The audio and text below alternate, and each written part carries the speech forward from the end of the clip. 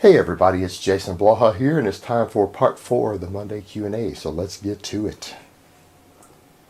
Dips hurt my collarbones. Should I just stop doing them and replace them with something else, or is there something I can adjust to fix this? Normally I would say if you're just pussing out on a lift and it hurts, you need to learn how to do it correctly. If it's something like squats hurt you or deadlifts hurt you, or one of these big major movements that are almost essential to building a proper strength base or a proper foundation, then you need to figure out what's causing the pain and fix your technique, because it's something wrong with the way you're doing it. If it's some sort of connective tissue or bone or cartilage pain, not muscle pain, because big heavy lifts hurt your muscles. But if it's hurting something else, again in this case a collarbone, then you need to assess what you're doing. But when you're going with a lift like the dip, a lot of people get injured doing dips. I think the dip biomechanically is a fantastic muscle and strength builder. I don't think it's a bad lift. I think it's a fantastic lift. However, a lot of people are structurally predisposed to injuries with the dip, and particularly if you start using it as a primary exercise and you go really heavy with the weighted dips, it has a very, very high rate of injury. Much higher than the bench press, squat, or deadlift even. Dramatically so. So it's one of those where you've got to do risk assessment. If you're feeling any sort of pain in your sternum or your shoulder joints or your collarbone on the dip, you need to drop this lift out of your selection. And it's the same with any exercise like that. If a lift hurts, you've either got to figure out what's causing it to hurt and fix it, or you need to drop the lift. And in the case of the dip, a lot of people are just not structurally built to dip heavy without getting injuries, particularly cartilage injuries throughout the rib cage somewhere. So if you're getting that type of pain on a lift like that that's known for it, then you probably need to drop it out of your exercise selection or replace it with something else. Very simple. In short, if it hurts, you need to change something. All right, next question. Hey Jason, do your macronutrient needs increase with increased activity level, or are they pretty much solely based upon body weight? I understand if you want to maintain weight, increasing activity means you need more calories, but does increased activity mean your daily protein and fat requirements increase? Yes, they increase if you're an endurance athlete. If you're just increasing activity and you're adding 30 minutes of cardio a day and a little more lifting, no, you should not need more protein and fat.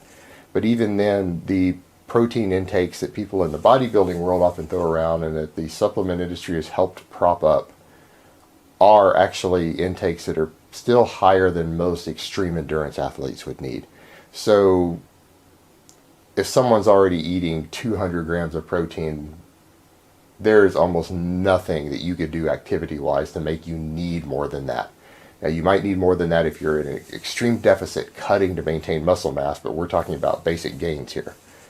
Or maintenance calories, no, you shouldn't need to increase if you're at a reasonable amount. If you start adding in 4 hours of cardio a day, you might want to bump that up to as high as 2 grams per kilogram of body weight, which is still less protein than the industry itself recommends, and it's less protein than a lot of you are actually consuming. So the answer is yes, but I don't want to mislead people and make them think they need 250 or 300 grams of protein because they're lifting 5 days a week and doing 4 hours of cardio a day. They probably still don't. And fat, it's pretty much just what you need for hormone production. Now, it doesn't matter where you get your energy from. You could add fat or protein calories in as activity level goes up to compensate. But for most people, you're going to get better overall performance and better body composition off of carbohydrates, because quite simply, your body prefers to burn carbohydrates over fat, particularly for any sort of intensity in training. It's always going to be the preferred fuel source, and your body is always going to be slightly more likely to store dietary fats. If you're upping dietary fat and throwing in dietary fat you don't need, it may not be ideal. And this is subject to debate. People are going to argue with me. Oh, people are going to try to link studies. That's fine. But I would generally recommend just increasing carbs when you increase activity. All right, next question.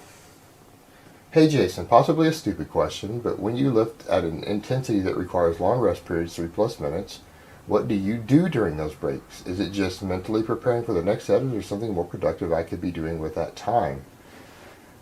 Well, it is a silly question, but it's one I get asked a lot, and people say, well, I want to do something between my lifts. Well, in other words, you want to gain muscle slower, and you want to lift less weight on your sets, because if you're doing activity or doing another exercise or jumping jacks or whatever between sets, You're reducing recovery, so that 3-minute break might need to be 5 minutes now to get better performance.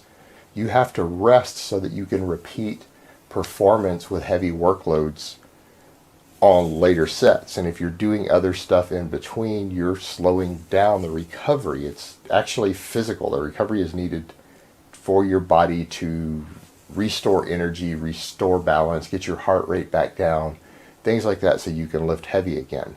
And it goes back to what I was talking before about cross training. If you want to increase endurance, when you're doing your heavy weightlifting is not the place to increase endurance. If you want to increase endurance, go do some cardio separately. You can do it after, but don't do it during your workout. It's not helping you. You're hurting your strength and muscle gains if you're doing other stuff that you don't need to do, and you're hurting recovery between sets. It's not ideal. So if you want to do something productive, sit down, relax,